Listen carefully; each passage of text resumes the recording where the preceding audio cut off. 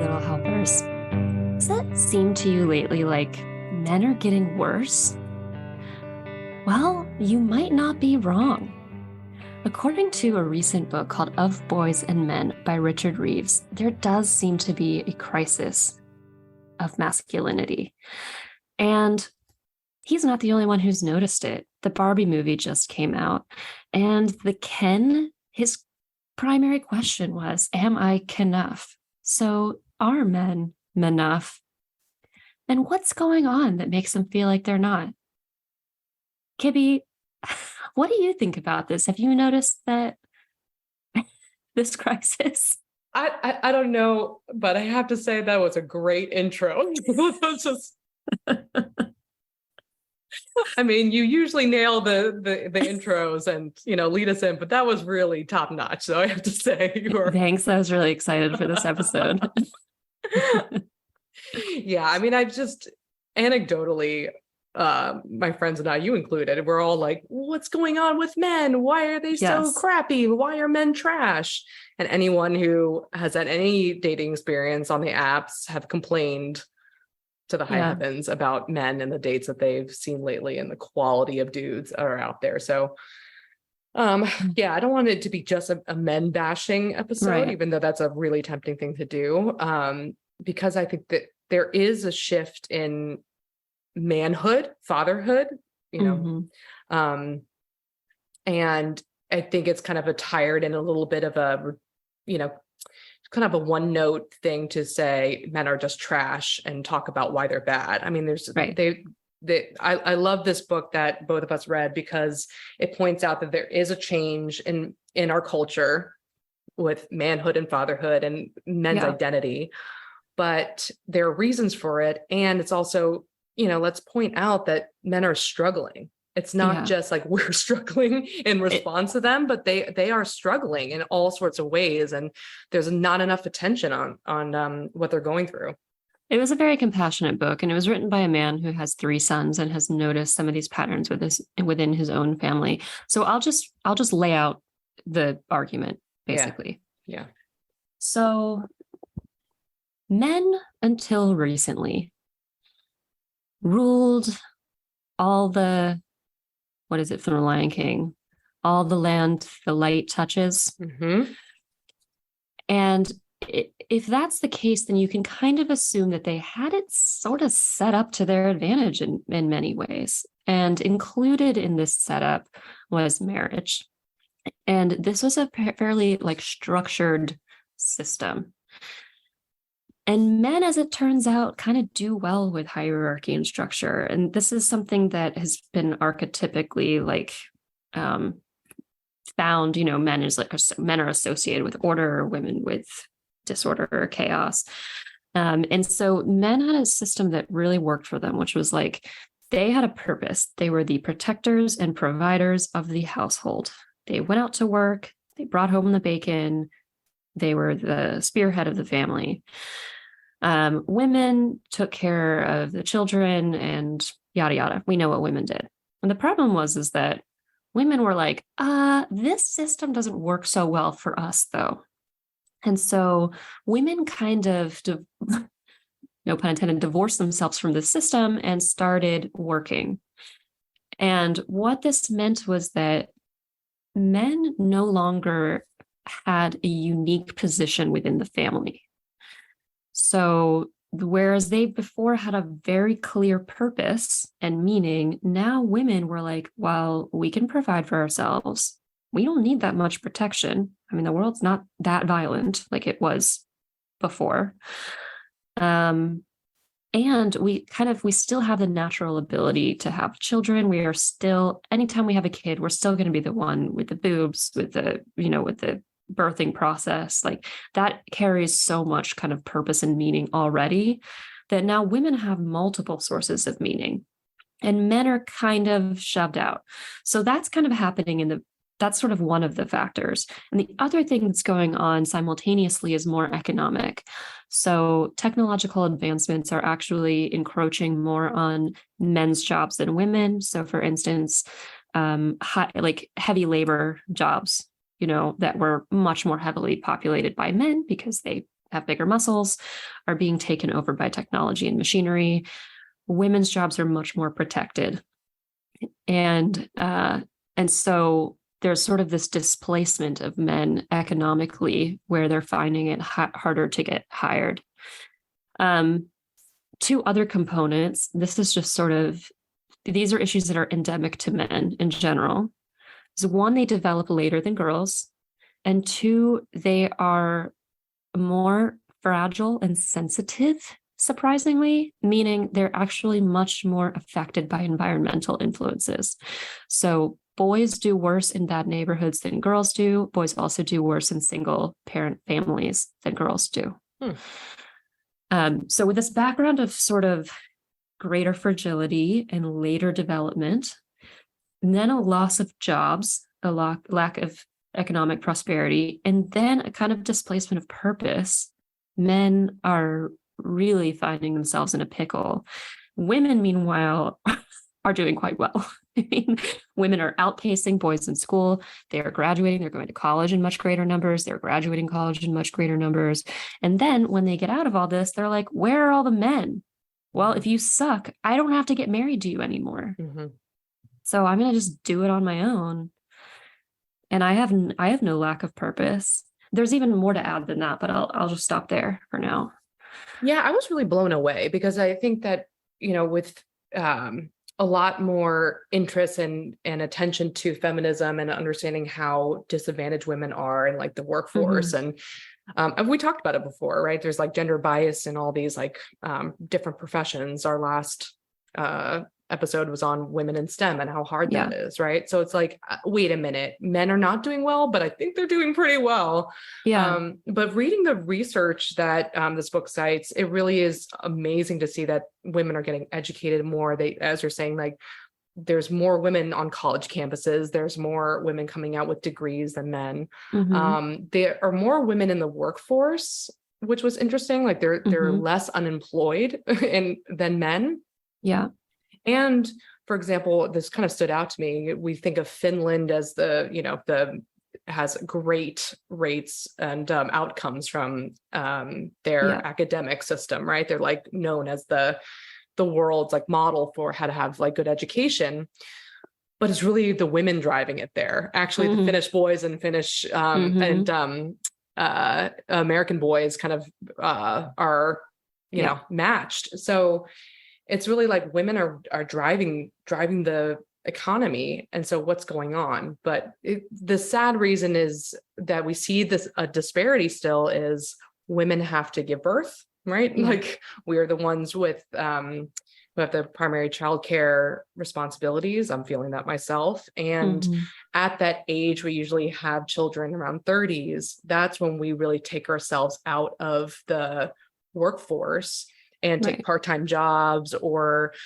change your careers or even drop out of jobs entirely. And that's when men don't actually feel that dent in their career path. So like the higher levels, like the elite jobs, the high paying ones, men are overrepresented. The stat that really killed me was only 3% of all like venture capitalist money or investments go to women founders and CEOs.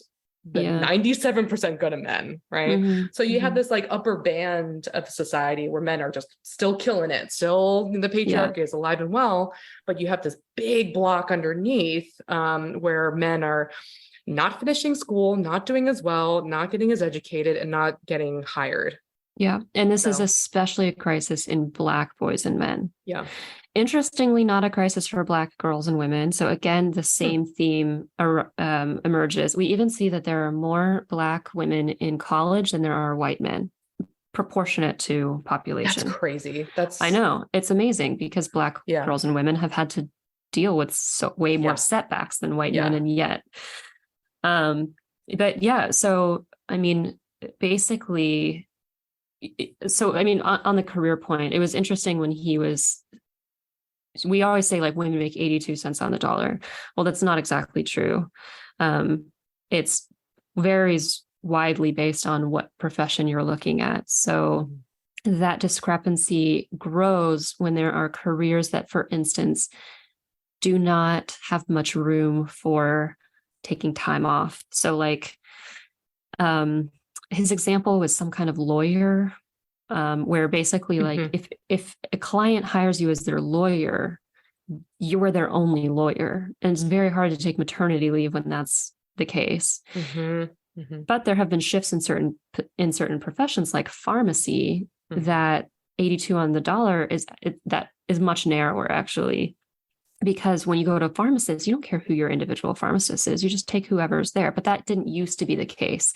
So there are aspects of how these careers are structured that are not so good at women and that could potentially be shifted. Like if you could have basically different lawyers working on the same case or right. Whatever the case may be. But yeah, it seems to be a motherhood tax that is really going on. And it becomes more difficult for women. Again, like it's easier for men to get promotions because they're not taken out of the workforce. It's also biologically, men are less risk averse. So it would make sense if there are more male tech entrepreneurs. And so that's probably one factor for why there's more VC money coming to men. But if you take maternity leave from your company that you started, that company is not going to fare well. Yeah. So it's interesting when we're talking about like, what do we need from feminism now? And it might be more of like a restructuring of how our sort of careers function and less about like, yeah, respect us as much as we respect men. Because it turns out I was reading this book and I felt like women were fucking badasses. I mean, I was like feeling very good about myself and my gender. Which isn't to say that misogyny no longer exists or anything like that. Right. Yeah. Yeah. I expected us to come into this topic talking about like I don't want to spoil the movie for everyone who hasn't seen it, but sometimes we'll throw up our hands and go, men are such babies, right? They're like, we've personally had a lot of experience with this. We see our friends, but it looks like in my really judgmental view that men have been told, this is not based on science, right? This is just my judgment. We're going off book. Just this is no science whatsoever. Yeah. Just Kibbe's thoughts, awful thoughts, that a lot of men are told like, your job is to make a career, be awesome, be powerful yourself, be the breadwinner. Maybe not explicitly, but just shown by the model of, these families from a generation before where there's a like more distinct division of like gender roles. But it's like, this is what a man does. A man goes out, they kick ass in their career, they get to the top and they make a lot of money and then they're awesome. Right. Yeah. And now the economy is terrible. Like that's harder to do. And women don't really need that from men. And so they kind of feel lost where they're like, wait a minute. I was told to kind of focus on myself, but now that kind of leads to being, a lot of people being a lot of men being entitled, like, can I just be a boss now? Can I start my own company? Can I, and yet that's not the expectation anymore. And things are not set up in that way to allow them to do that. Does that make sense? Now I'm just actually talking out loud, but I'm just kind of saying that they're taught to have an identity and have a purpose in this very particular way. And I feel like the men I see get to this age of 30s and go, wait a minute, none of this happened the way I thought. I'm not the breadwinner. So what's my purpose? Exactly. I'm not making millions of dollars. I'm not like a typical male and I'm not expected to be, and also sometimes punished for being like manly men. So now what do I do? Yeah. No, I think that's exactly right. And a lot of the misogyny we see is from people who are trying to get the system back that worked for them. So to be clear, marriage didn't just work because it gave men purpose. It also worked because men have some other deficits that make not being married hard. So women tend to have lots of social relationships. And so they tend to survive actually quite well outside of marriage. I think statistics have shown that married women are not necessarily any happier than unmarried women. But men, on the other hand, but men are they get very bummed out when they get divorced. They get very bummed out. And I mean, if you think about it, like marriage is a source of sex, and men are really into that. But it's also typically a man's only or primary emotional support. So men go to their wives with their feelings and they don't go to anybody else. We also talked, I forget which episode it was. We talked in a previous episode about how men are often blindsided by breakups and they don't realize the grief that they're about to go through. And then they don't have a way of processing it. So, being a little bit less emotionally developed and socially developed. There's even statistics I've seen that show that men who are married do better in their careers as well. Probably because of that purpose. Again, they have a reason for bringing home money, for getting that promotion. They have a place suddenly, and all of that right now is threatened. And I think there's a justifiable frustration from women about this, because it's like, are you kidding me? You had a 4,000 year head start. And now when women get to chart our own course for 50 years, you guys are all falling apart. Yeah. And it sympathetically too, the book was saying that we still have similar expectations for men. It's weird that it's that we are shifting the purpose and the division of labor. But if you think about it, if you are dating around and you see a guy who's just like, you know what, I don't want to be the breadwinner, I just want to hang out. Right. That guy's going to be a little bit there's some expectation that men are at least going to be either talking about it or going towards a career. That man who's accepting the shifts and saying, hey, I'm not going to be the breadwinner, it's not going to really get the second date. So this brings us to the next piece in our puzzle, which was actually not covered in the book very much, but was covered elsewhere, is that women tend to date laterally and above. So basically, a college graduate who's a woman will date another college graduate or a med school graduate, but she will not date a high school graduate. Men, on the other hand, date laterally and below, so he'd be fine with that high school graduate. And so what happens is, since women are actually getting greater educational attainments and in many cases better jobs, there are fewer men for them to date. And so the men they can date or want to date get flooded. And dating apps make this so much worse, right? Because that's just providing, this 10% of men with the catalog of 85% of the women. Yeah. And so what did men do when they're flooded with women? Well, they don't just pick one, they become real dickholes. And so, but not only do they become the dickholes, the bottom 90% also become dickholes, because then they become celibate. So what we're getting is the guys at the top are really killing it. They're they're getting all the money. They're getting all the VC money and investment. They're getting all the ladies, all the smart, educated, powerful, child rearing ladies. And then there's a ton of guys who are just swiping and swiping and swiping. Yes. Yeah. And not getting anything. And then they're turning to authoritarian figures. They are turning towards Reddit forums, becoming incels, becoming violent. Yeah. There was another guy I was listening to. I think he was saying that I'm going to butcher these numbers, so don't take them too seriously, but it was something like 1 in 3 men haven't had sex in the last year. Which is very bad, because that doesn't mean they're just not just having sex. It also means they're not having relationships. And it was also some 1 in 5 men don't have any friends. Some terrifying statistic like that. So you have these lonely men who can't get work and aren't having sex. And then you have these kick-ass women who are stuck dating these increasingly awful guys. And so the question is, women, finally we get to care about ourselves and have this big feminist movement, and yet now we have to care about men again because otherwise we can't find a decent one to date. Oh, yeah. Let's take up the emotional labor of lifting up the men from their plight of having less power than we do now. Let's do that. Yeah.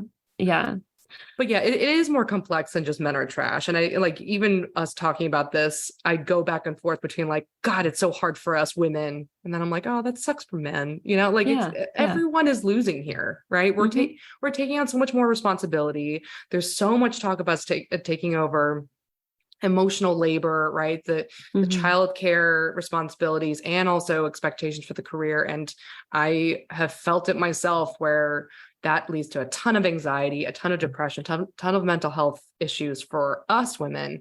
Yeah. And yet I do hear that a lot of my friends, a lot of people I know who recently had a baby, their husbands or male partners also get bummed out, are also struggling.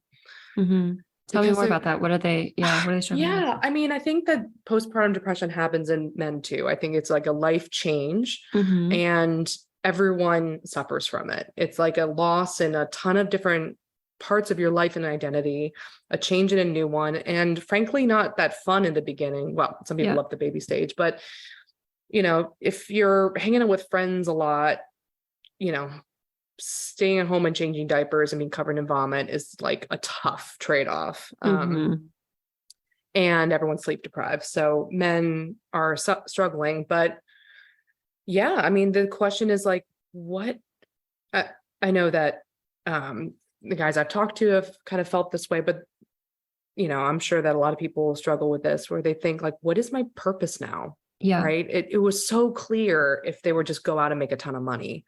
Yeah. But now, I mean, I know that I don't expect that as much. I don't know about you, but I expect, I definitely expect it. Well, I mean that, but also it wasn't like I don't think that we would expect what would happen in previous generations where the men would just like go out, do their jobs, come home, we serve them a drink, and they either sit in front of TV or they go and hang out with their boys, right? Like, I think that now there's a lot more expectation in a good way for men to be involved with their kids and help out around the house in various ways, right? Yes, but that might only exist in the upper classes. If we're talking about like high school graduates who never go to college, who are like struggling to find work because they were going to go into something like coal mining and that is a disappearing industry, I don't know if that cultural expectation has shifted much for like men to be more involved in fatherhood. It's probably true. And I think that's where a lot of this crisis is actually lying, are these like really like economically displaced men. I see. Yeah. Who just aren't graduating, you know, they're not getting a job. Yeah. If you think of it, I mean, it used to be that with this whole lateral and above or below, with men, it was like, in a way, everyone was below. I mean, women weren't working. Now, of course, there was still social class. And so that's really how this was organized.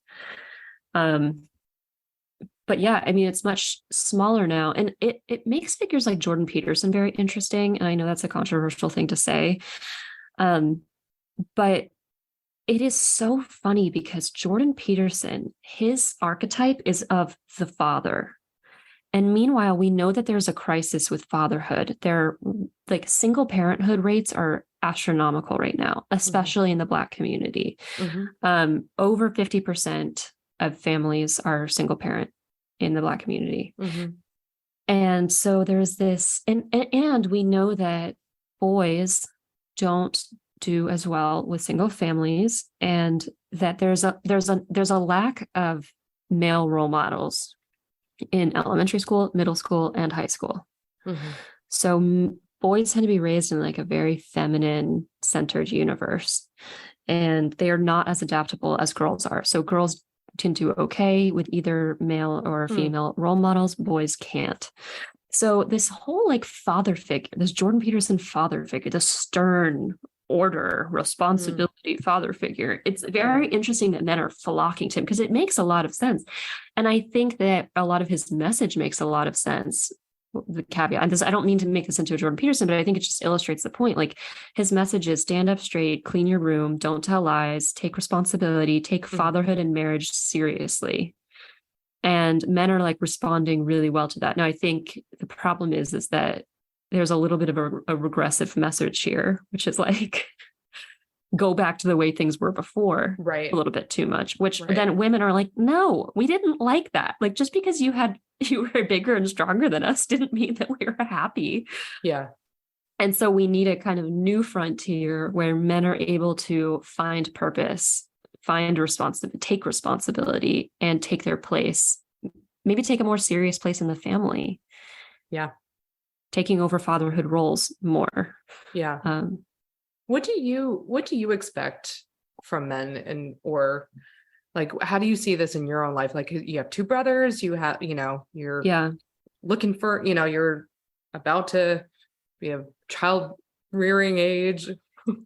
I think I'm in an inflection point because before Duke, I exclusively dated very wealthy men.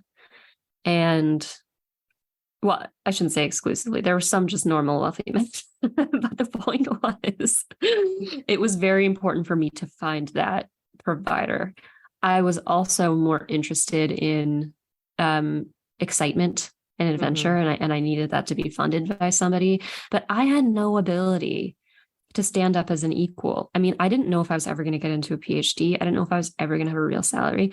Now, I still love money, but I'm in a relationship where actually my earning potential is probably higher than my partner's, which is something I didn't think I would want, but that was the case with my previous partner as well. And my educational attainment is actually higher, but he works harder and he's very involved in fatherhood. And so I don't know. I mean, I think my expectations would be different for somebody who made an ass load of money versus somebody who didn't. I would want the one who didn't to take more of responsibility of like child rearing and fatherhood, because the person who makes ass loads of money could buy me a nanny. But it's been interesting sort of soul searching my values, because I always thought that money was preeminent, and yet my last two serious partners have not been like overtly wealthy. And so it turns out I care about some things more than that. What do you think those are? I'm trying to find the similarities between the two. My current partner and my last partner are almost completely opposites. I think being treated well, being emotionally cared for, being taken seriously, being there for me, not being ridiculous. A lot of the rich guys I dated were kind of absurd in certain social ways. I don't know. I think what I really like about Jason is that he's just very responsible. And it's funny. I mean, the ending of this book is basically a call to fathers to take more of a role in their child's life. And Jason was forced into that. He is the mother and the father of his child. And so he had to take fatherhood more seriously than anything. And it's kind of interesting because it almost seems like I can see that reflected. He does have a purpose. He is very mature. He's emotionally mature. He's very secure. He's not worried about things like insecurity or jealousy so much.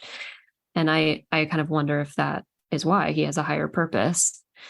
And so it's very important for me to be with somebody who's mature, not insecure, able to take responsibility for his own emotions, able to take responsibility for his own life, and a provider and a good dad. Oof. Yeah, I mean, all those qualities. It's interesting that like being a parent gave him all, like, who knows what he would be. I'm sure he would be great even without a child, but like that taking responsibility thing is just I hear that at least from our circles, is like people are looking for that.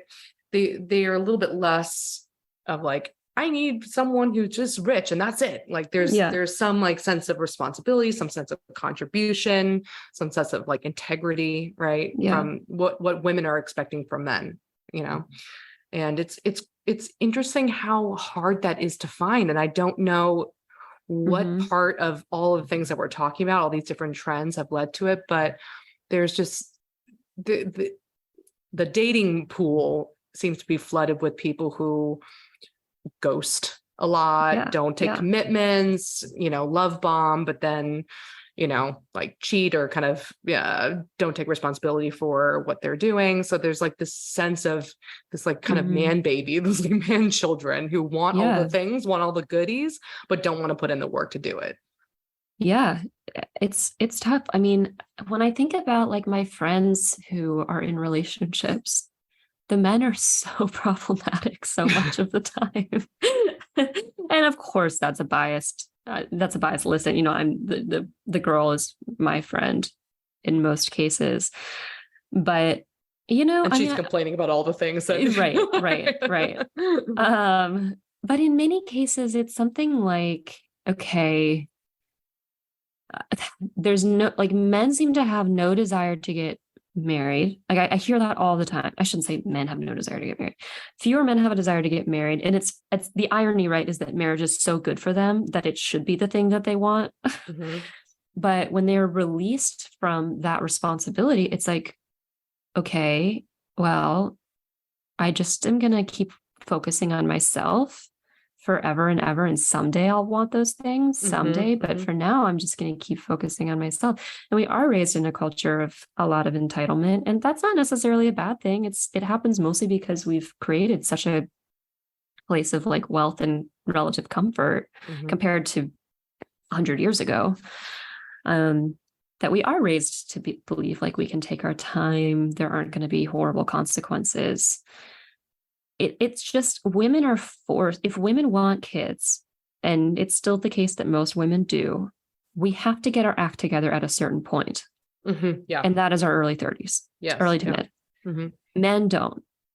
Even though men's sperm goes bad after age 45, so don't let a man tell you that it's going to be okay. Make him freeze it or lock it down. Where'd you get that from? You just pull that. No, I work at the fertility clinic now. Oh, that's right. You can still have a baby after 45, but it's not going to be a good baby. For all the people who've had dads are older than 45, this doesn't apply to you. You're a bad baby. No, it's just you raise your risk for all sorts of nasty things. Super scientific. Super scientific. There's not a time when men have to get their shit together. Yeah. And at least an idea of that. Yeah. Yeah. And I don't know what you do with that. Yeah. And it's harder for them to get their shit together, right? I think that's what we're saying is like, because of the economic changes, it's harder for men to start out in their early 20s, making enough money to put a down payment on a house, right? Like they could be working and still not be able to afford a good standard of living anymore. So it really kind of leaves them like really pushing that biological clock, and I get that because I mean, full disclosure, like I was crying on Zoom to Kibby right before this, in part because of money. And it's like so hard to afford anything these days. And it's so hard to square that with having a kid. It's like 30-year-olds probably feel more fucked than ever. Yeah. Because we're still not adults in a lot of cases. We're still in school. We're still in low-paying jobs. Like, oh my God, working in tech, people just got fired all the time. Like the number of layoffs and being fired, like the job security is just gone. I don't. So yeah, of course, people either want to take more risks because the status quo isn't paying out. And taking risks means being self-focused. You don't want to take a risk when you have a family to take care of. Yeah. Or they're just like 35 and still swimming in the shallow pool. Yeah. So. Yeah. Wow. What a bummer of a note that we're landing on right now. It's like everyone's screwed, men, women, collectively, and especially men, but. Well, and because women are succeeding more and we want better quality men, then men have such a standard to rise to. And then that encourages risk taking. I don't know, man. I have a friend who got stood up by an app date and like fully stood up, like went to the restaurant and there was no one showed. And I think he reached out a little bit later, was like, whoops, sorry, some excuse, and then said, you want to meet next week? And we're like, are you kidding? No. And she was like, you don't know the pool out there. This is a standard, this I is not know. even a problem. I have to go to that date. To go to that date. Where are we going to find the optimism in this episode? All right. Let's bring it on home with some optimism. We'll generate some. Okay. So, I mean, I think with this book, and also in personally, it's like, all right, so we don't have that old archetype of male, thank goodness, right? Because there was a lot of downsides to having this like breadwinner man divisional labor, and we're in the kitchen, blah blah blah, right? Yeah. But then what do? Women have such a nice and difficult opportunity to have a complex identity, as you were saying, different levels of meaning. I could come home and have a nice connection with my son, but I could also go and have a great day of work, right? And men are just kind of like, ooh, question mark. Am I even, worthwhile or valued anywhere these days? So it's kind of like at least this book was saying, what should we do here? And the solution that he came to was like a redefinition of fatherhood. And I do love, I'm going to actually like bring up some of the quotes from this book. The optimistic message that this book gave was like dads matter, and cited a lot of really cool research that, I'm quoting from this book. Engaged fatherhood has been linked to a whole range of outcomes from mental health, high school graduation, social skills, and literacy to lower risk of teen pregnancy, delinquency, and drug use, right? 3-year-olds with involved supportive dads score more highly on tests of cognitive development, right? And it goes on and on. There's so many great stats about this, but it's saying like, okay, men are just not useless. They're really critical and important in the kids' lives. And apparently one of the major roles is teach and protect while women tend. I totally see that in my marriage. Alex is like really big into like, making sure that he learns his like motor skills and patience and but protect him from harm. And I just like melt whenever he cries, and I'm like cuddle with him and stuff, and I'm like, he's fine, he doesn't have to learn anything, it's too hard, so it's like, oh my God, I just real quick, you thought you were gonna be the education pusher tiger mom. No. Okay, pause. No, that didn't happen. It's just like, oh, you don't have to do anything you don't want to do. Terrible. He's going to be such an entitled. Anyway, I'm going to have to figure out how to help my son not be a stat in this book. Yeah. But no, I mean, the research shows that dad's involvement is huge in terms of the kids' growth, right? I mean, just because they're not the breadwinner doesn't mean they're completely useless. Especially a lot of this research shows that the quality of their relationship matters. It's not if they're just around and are completely neglectful. They have to actually have contact with their kids and build a relationship, which tends to happen for men a little bit later in the kids' lives. Apparently, their impact seems to really hit later on in adolescence, right? Whereas like the early months are all mommy, So I mean, even just to remember how important dads are. And I know that I'm talking about like what we expect from men. Like I didn't expect the guy I have a child with to be like high paying and, like to be the major breadwinner and to make as much money as possible. But instead of that, I did want other things. Like I hoped that my partner would be emotionally supportive of me. So if I, like as it happened, having a kid was super stressful. So the times where I'm like breaking down, too tired to, like tolerate his crying at like 2 a.m. and just, hormone shifts, like just feeling like that vulnerable and weakness. I want that partner to be like, I got you, don't worry, I have this, I have you, I love you, I'm here for you, I'm next to you, right? Versus someone who's like just off making tons of money and not even there. And I felt it was really important to model to either my son or hypothetical daughter, for what they were looking for, a good relationship, right? Like being able to have a respectful romantic relationship where you have mutual respect for each other, or, you know, have fun, support each other, and work through conflicts in a healthy way, right? Like I wanted my kids to see a good partnership in us.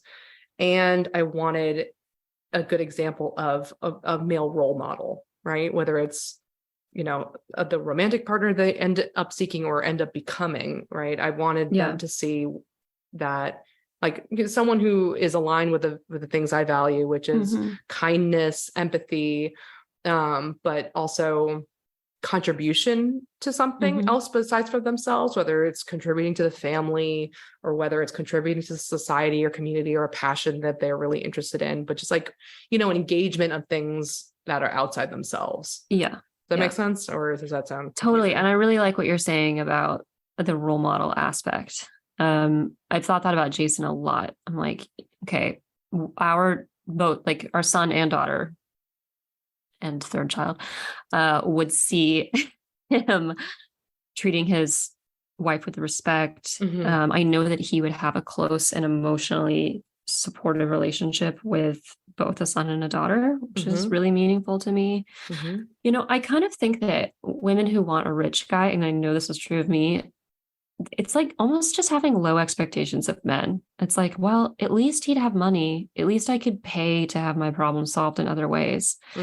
You know, like I could get my own excitement. I could hire childcare. I could fly my family in for social support. You know, I can use the resources, but it's almost like if that's all you want, then it means that there's a lack of faith that the man can provide anything but money. And but I think to your point before, if we didn't have the ability to make money, that's not just like you were describing, like luxuries or things that are like really, you know, like a really supported life. But when we were at a place where we couldn't make any money, that's like, do I have a house for my kid? You know? So, I mean, that was high expectation back then, but now it's like, that we expect so much more, right? As you're saying, but would we expect so much more if we felt like we were getting well treated by men? Right. Yeah. I mean, and it's because, I mean, women, our expectations have shifted. Like we get a lot from our female friendships. But I like the shift into fatherhood. I'm concerned about how realistic it is that that'll happen, given that it seems like single parenthood is just rising and rising and rising. But it starts with the fathers we have. I'm wondering about, like, you have a son. How can we make sure that he... I knew we were going to talk about this and I do not know.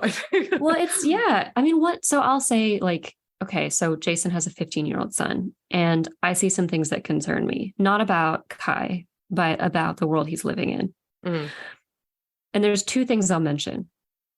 So Kai is like a really well-adjusted kid. He's in a bunch of activities, so he sees friends in that, and he's like really, really well-rounded. But I don't see a lot of like friends coming over or him going over. And I think that's for a couple of reasons. One, video games, the way they are designed, like, how do you and Alex play video games? Are you in separate rooms? No, we play it together, but I do know from, you know, like watching other people, like different games, like you would actually go into different rooms, like playing Halo or something like that. You go into different rooms and then you just play together in the game, but physically separate. Yeah, exactly. So I remember growing up, my brothers are 8 and 11 years older than me, and they would have friends over to the basement and they'd play video games side by side. And that was them hanging out with their friends. But now so many of these video games are designed so that you have to have two separate TVs. Which means there's no point in playing together, except if you're like in your own homes. And so I don't, just because that's like a major interest of so many boys, that's something that concerns me. But Kai was also telling me that at school, because they're afraid of gun violence, which is committed by men who probably haven't had sex in a long time and are getting chosen on the dating apps and didn't have good role models and are displaced in the economy. They have gotten rid of things like locker breaks. They've shortened lunch hours. So they're removing all of these times for social connection, which then exacerbates the underlying problem. So I think raising a son myself, I'm going to be really try to be invested in friends, like getting him friends, getting him out. I think that taking accountability and responsibility for yourself is going to be important. Like, I know that we don't want to, at least who knows what's going to happen. I keep saying that I'm going to be a tiger mom, and I just am just really falling short.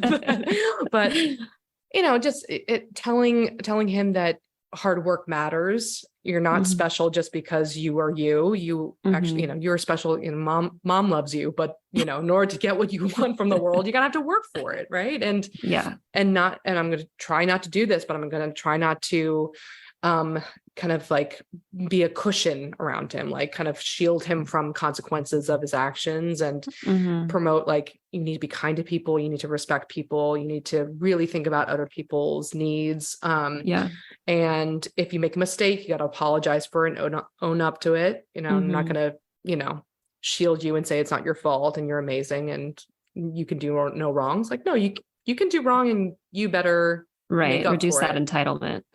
Yeah.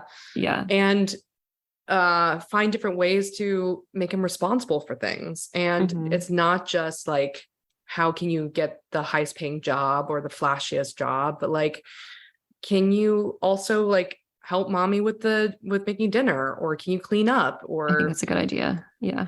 All of these things, and really praising the principle of like contribution and giving to others. That I hope that works, Yeah, no. And I mean, that brings to mind another cultural shift, which is the participation trophy. And people whine about this all the time, but there is this idea that we're not rewarding achievement as much as just kumbaya.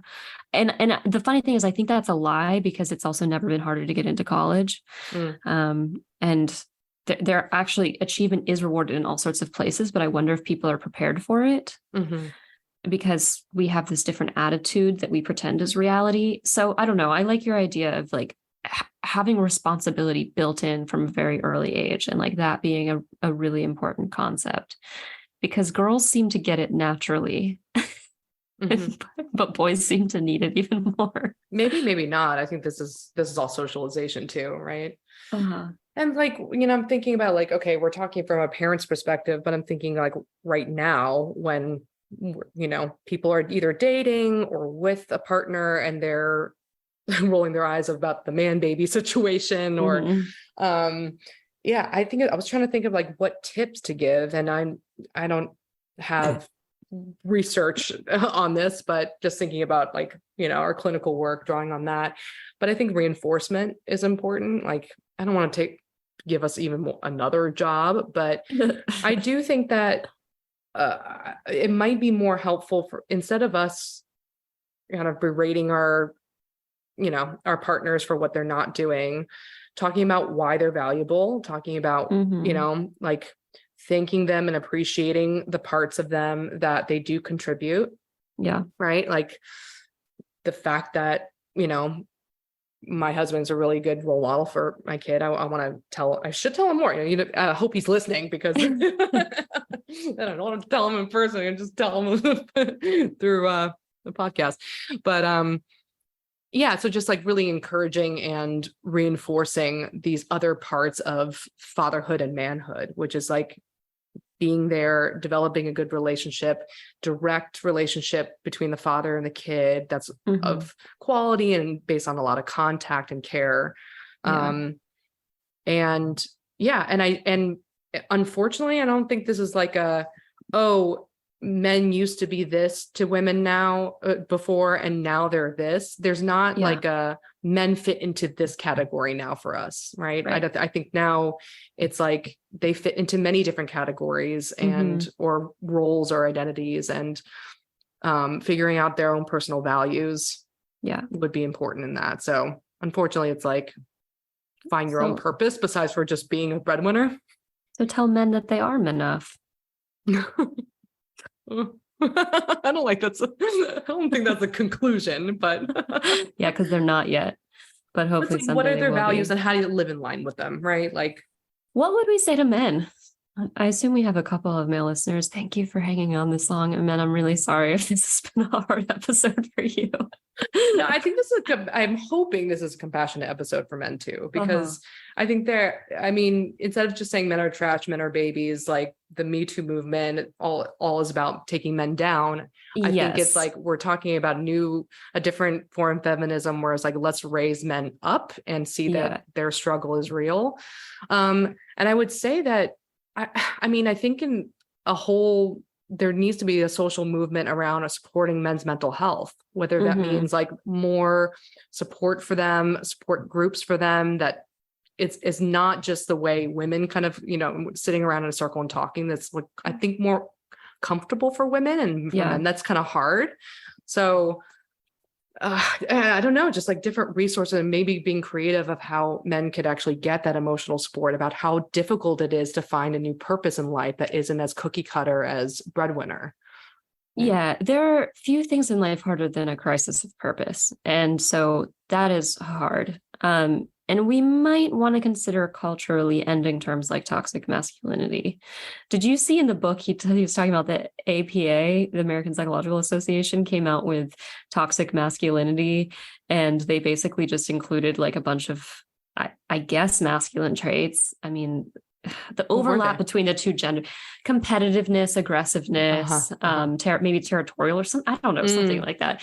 And then they got a bunch of flack for it, and they responded like, no, we also said that men bring important things, like, and they listed a bunch of qualities, but they lied. They hadn't said that anywhere. They had just defined toxic masculinity, and that's where they stopped. And that feels like what's happening as a culture. It's like, where is our conversation about what's amazing and needed and necessary about masculinity?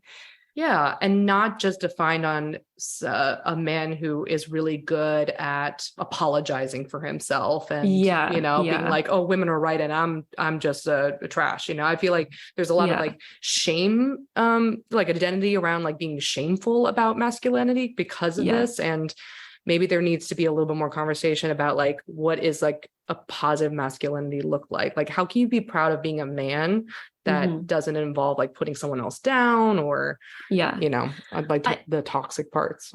I mean, I have to say, like, I've been jokingly ragging on men this episode, but I have always loved men so much. They're just my favorite things. It's just that they do things that sometimes make me sad.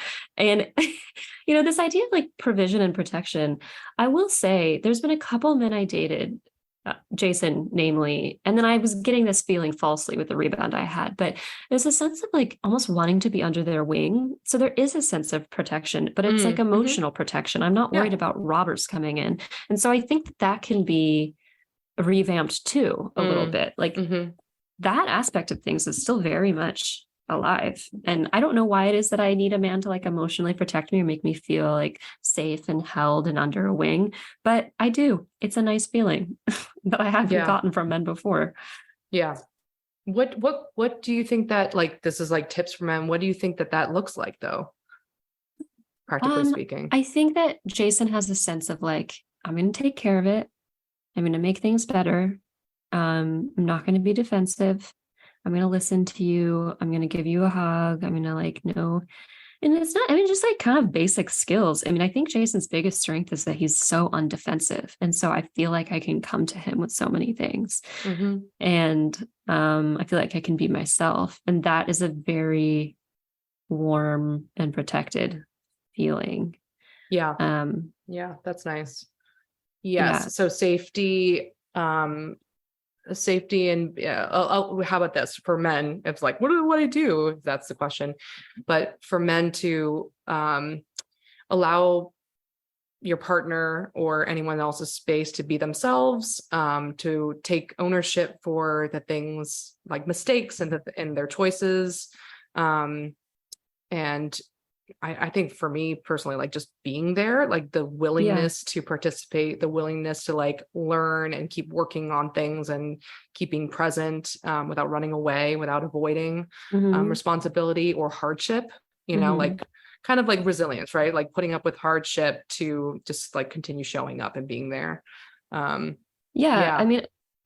Jason's less likely to break down than me or to be very emotional than me, but he still feels emotionally soft. I'm not hitting a wall, you know, and that is a feeling of strength and solidarity. And so, yeah, I think it's a really interesting conversation thinking about like, what can the modern man look like? What can we take from the past? What does the new knight in shining armor look like? Because I don't know that we should throw out the archetypes. I think there's something still to them. Right. So that is my challenge to you listeners, I guess, is what does the modern man look like? Yeah. And then I think the book, you know, lays out some really interesting policy level changes that could happen, like equal paid leave for dads, and they could take them at any time. Let's say, this is hypothetical. This is what Richard Reeves proposes, but a long paternity leave, you know, 6 months, that could be taken at any time, because if they could take it later, it actually might be more impactful for the kids' life if they have more time with their dads, like at a later stage of their life. More flexible work conditions where men can work part-time or at home or something to help take care of the kids. Like things like that were the things that, you know, we've been afforded, like child support laws and things like that, but also give the message that men could also be caregivers too, and society will support them in that. And it's not going to be shameful. It's not going to be embarrassing. It's like, all right, a man is going to pursue a career and also, you know, take care of the kids sometimes. So yeah, we need to give men back a place in this world that is a celebration. Yeah. And instead of men are trash. So men, we love you. And we're sorry to rag on. Don't apologize. No, no. I'm vacillating wildly between like, I'm sorry and be better though. Yeah, that's a great place for men to be in, you know, just receiving those messages. So yeah. I know. So first of all, for resources, I'm going to mention 2. So we've got Of Boys and Men by Richard Reeves. That's the book that we were basically book reporting. There's also an expert named Scott Galloway. I believe he's in the business school at NYU, but he was on a recent episode of Armchair Expert, if that's a podcast you all listen to. And he really goes into the same topic. He was very influenced by Reeves, but kind of adds a little bit more to it. So if you're looking for more of like something to listen to, I'd recommend Scott Galloway. He's on a few different podcasts. But honestly, if you listen to this and want to write to me, I would love to hear any ideas you have about how to save this situation. How can we celebrate men and boost them up without creating a sense of entitlement? What can we do about this masculinity crisis? And men, I'd especially love to hear from you. What has made you into the men you are, and what problems do you see in your world? So, Barbies and Kens, if you want to contribute to this new form of mature and responsible masculinity, give us that 5-star rating on Apple Podcasts and Spotify. It shows your respect and appreciation for others, which is really what we need more of from men, but also from women, because you make up the bulk of our audience. And we'll see you in 2 weeks. By accessing this podcast, I acknowledge that the hosts of this podcast make no warranty, guarantee, or representation as to the accuracy or sufficiency of the information featured in this podcast. The information, opinions, and recommendations presented in this podcast are for general information only, and any reliance on the information provided in this podcast is done at your own risk. This podcast and any and all content or services available on or through this podcast are provided for general, non-commercial informational purposes only and do not constitute the practice of medical or any other professional judgment, advice, diagnosis, or treatment, and should not be considered or used as a substitute for the independent professional judgment, advice, diagnosis, or treatment of a duly licensed and qualified healthcare provider. In case of a medical emergency, you should immediately call 911. The hosts do not endorse, approve, recommend, or certify any information, product, process, service, or organization presented or mentioned in this podcast, and information from this podcast should not be referenced in any way to imply such approval or endorsement.